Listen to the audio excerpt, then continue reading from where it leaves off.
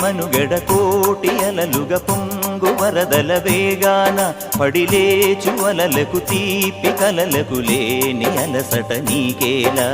నల్ల నల్ల నీళ్లలోన ఎల్లకిల్ల పడ్డట్టున్న అల్లో మల్లో ఆకాశాన చుక్కల్లు